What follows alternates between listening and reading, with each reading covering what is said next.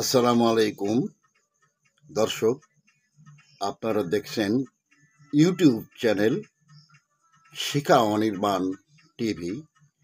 এখন গুরুত্বপূর্ণ বিষয় নিয়ে আমাদের সাথে যুক্ত হচ্ছেন।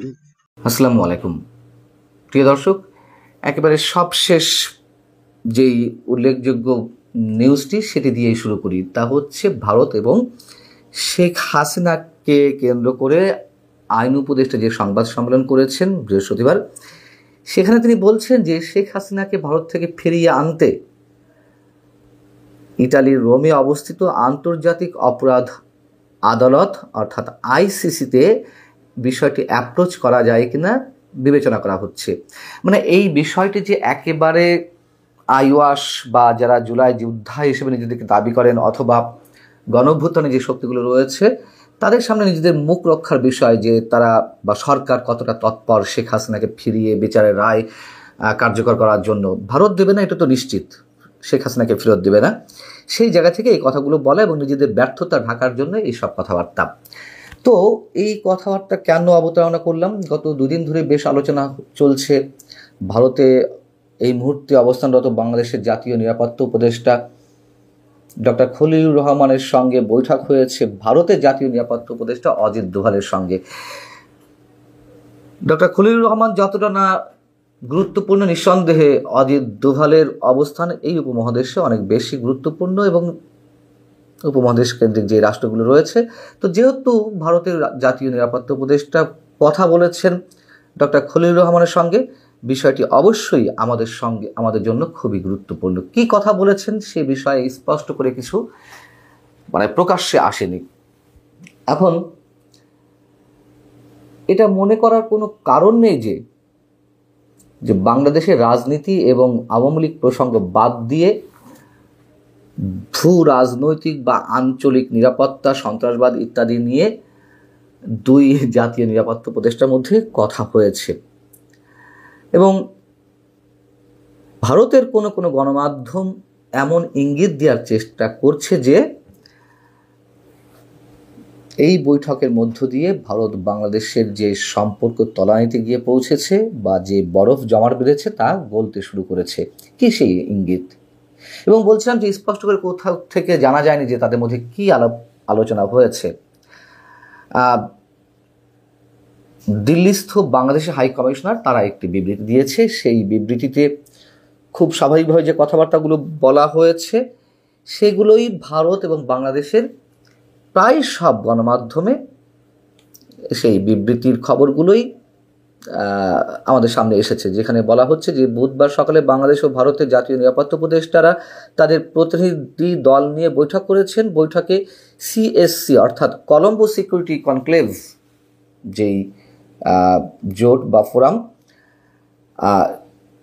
সেই সিএসসির কর্মকাণ্ড নিয়ে আলোচনার পাশাপাশি দুই দেশের দ্বিপক্ষীয় বিভিন্ন গুরুত্বপূর্ণ বিষয় নিয়ে আলোচনা হয়েছে। অজিত দোভালকে ঢাকা সফরে আমন্ত্রণ জানিয়েছেন ডক্টর খলিলুর রহমান। এই যে ফর্মাল কথাবার্তা, তো নিঃসন্দেহে বলা যায় যে এখানে যে বিষয়গুলো উল্লেখ করা হয়েছে দ্বিপাক্ষিক স্বার্থ সংশ্লিষ্ট, তার বাইরে অনেক বিষয় আলোচনা হয়েছে। ভারতের অন্যতম গণমাধ্যম দ্য প্রিন্টের মতো ভারতের কোনো কোনো গণমাধ্যম ইঙ্গিত দিয়েছে যে বৈঠকের মধ্য দিয়ে বরফ গলতে শুরু করেছে, যেটি শুরুতেই বলছিলাম। তাহলে ভারত কি এমন প্রস্তাব করলো, অথবা বাংলাদেশের পক্ষ থেকে ডক্টর খলিলুর রহমান কি এমন প্রস্তাব করলো যে ভারত মেনে নিয়েছে, অথবা ভারতের প্রস্তাব বাংলাদেশ মেনে নিয়েছে যে বরফ গলতে শুরু করেছে? আমরা যেটুকু জানতে পেরেছি অথবা ধারণা করা যেতে পারে, তার মধ্যে যে বিষয়গুলো আলোচনা হয়েছে তার মধ্যে রয়েছে বাংলাদেশে আগামী জাতীয় সংসদ নির্বাচনে আওয়ামী লীগকে অংশগ্রহণের সুযোগ তৈরি করে দেওয়া, এবং এতে যে অজিত দোভালের পক্ষ থেকে প্রস্তাবটি ডক্টর খলিলুর রহমানের কাছে উত্থাপন করা হয়েছে সে বিষয়ে একটি ইঙ্গিত আরও স্পষ্টভাবে পাওয়া যায়।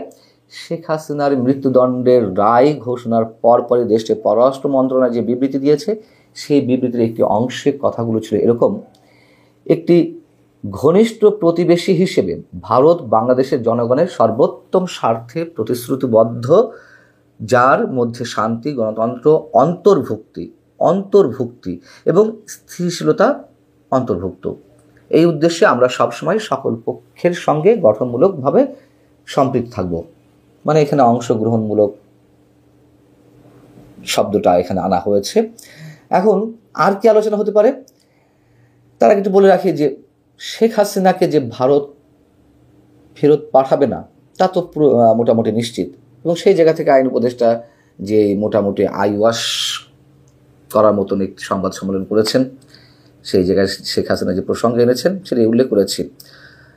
সেই বিষয়টি নিশ্চয়ই অজিত দোভাল জানিয়ে দিয়েছেন ডক্টর খলিলুর রহমানকে যে হাসিনাকে ফেরত দেওয়া হচ্ছে না। এবং পাকিস্তানের সঙ্গে বাংলাদেশের যে অতিমাত্রায় সখ্যতার সৃষ্টি হয়েছে, পাকিস্তানের গোয়েন্দা সংস্থা থেকে শুরু করে সেখানকার সরকারের বিভিন্ন পর্যায়ের উচ্চপদস্থ কর্মকর্তাদের যে আনাগোনা ঘন ঘন, তো এই সফর তো লেগেই আছে বাংলাদেশে, সেটি তো ভারতের খুব ভালোভাবে নেওয়ার কথা নয়। এবং যত জানা গেছে সেই বিষয়টিও অজিত দোভাল অ্যাড্রেস করেছেন। এবং একই সঙ্গে ভারতের প্রতিরক্ষা মন্ত্রী রাজনাথ সিং গত কয়েকদিন আগে তার একটি বক্তব্যে আমাদের প্রধান উপদেষ্টাকে উদ্দেশ্য করে যে ভাষায় কথা বলেছেন, যে শব্দ চয়ন করেছেন, আমরা তাতে আপত্তি জানাতে পারি, তবে বলেছেন তো যে ভারত সম্পর্কে কোনো মন্তব্য করতে হলে বুঝে শুনে যে কোনো মন্তব্য করা উচিত। সেই বক্তব্যই আবার তুলে ধরা হয়েছে। এবং এই যে ভারতের অ্যাগ্রেসিভনেস, এটা তো আগে ছিল অবশ্যই, মানে একটি কি বলা যায়, অস্বীকার করা কোনো অবস্থা নেই। দাদাগিরি সুলভ আচরণ ভারত অনেক সময় করেছে, কিন্তু কেন তলানিতে গিয়ে পৌঁছালো? হতে পারে আওয়ামী লীগের পতন, শেখ হাসিনাকে তারা আশ্রয় দিয়েছে, সেটি হয়তো মেনে নিতে পারেনি, কিন্তু তারপরেও তো বারবার বলি, এবং আমরা এটা তো আনতেই হয় প্রসঙ্গক্রমে, সরকারের কর্তা ব্যক্তিরা যেভাবে ভারতের বিরুদ্ধে একের পর এক হুঁশিয়ার উচ্চারণ করে গেছে, বিদ্বেষমূলক বক্তব্য প্রচার করেছে, সেই জায়গা থেকে ভারতের নতুন করে এই ধরনের দাদাগিরি সুলভ আচরণ যদি করেও থাকে, তাদের দৃষ্টিতে হয়তো ঠিক আছে, আমরা মেনে নিতে না পারলেও। এখন আরও যে বিষয়টি খুব গুরুত্বের সঙ্গে তোলা হয়েছে বলে জানা গেছে তা হচ্ছে, কথাবার্তা তো বটেই, সেই কথাবার্তার মধ্যে লাগামহীনভাবে ভারতকে যেভাবে উদ্দেশ্য করে হুমকি হুঁশিয়ারি দেওয়া, ভারত দখল করে নেওয়া, মানচিত্র বাংলাদেশি মানচিত্র বাড়িয়ে ভারতের বিভিন্ন অংশ তার মধ্যে অন্তর্ভুক্ত করা, এবং এখান থেকে হুঙ্কার দেওয়া হয় যে নরেন্দ্র মোদীকে গদি থেকে টেনে হেঁচে নামানো হবে, কিংবা কোনো কোনো মৌলবাদী গোষ্ঠী বা সাম্প্রদায়িক গোষ্ঠী ভারত আক্রমণের যে হুমকি দিয়ে আসছে, সেই সব জায়গা থেকে অজিত দোভাল ভারতের জাতীয় নিরাপত্তা উপদেষ্টা যতটুকু যেভাবে বলার কথা সেভাবে বলেছেন, এগুলো আমরা জানতে পেরেছি। এই বক্তব্য যে এসেছে তার একটা ইঙ্গিত পাওয়া যেতে পারে ডক্টর খলিলুর রহমান যে বক্তব্য দিয়েছেন কলম্বো নিরাপত্তা কনক্লেভের অনুষ্ঠানে, সম্মেলনে, তিনি যেহেতু বৃহস্পতিবার সভাপতিত্ব করেছেন সেই অনুষ্ঠানে, তিনি সেখানে বলছেন যে অভ্যন্তরীণ ইস্যুতে কোনো দেশের হস্তক্ষেপের বিরুদ্ধে বাংলাদেশ কোনো ধরনের সন্ত্রাসবাদকে বাংলাদেশ প্রশ্রয় দেবে না। এবং তিনি বলছেন অতীতে বিশ্বব্যাপী সন্ত্রাসবাদ ও উগ্রবাদের কিছু চ্যালেঞ্জ বাংলাদেশও মোকাবেলা করেছে।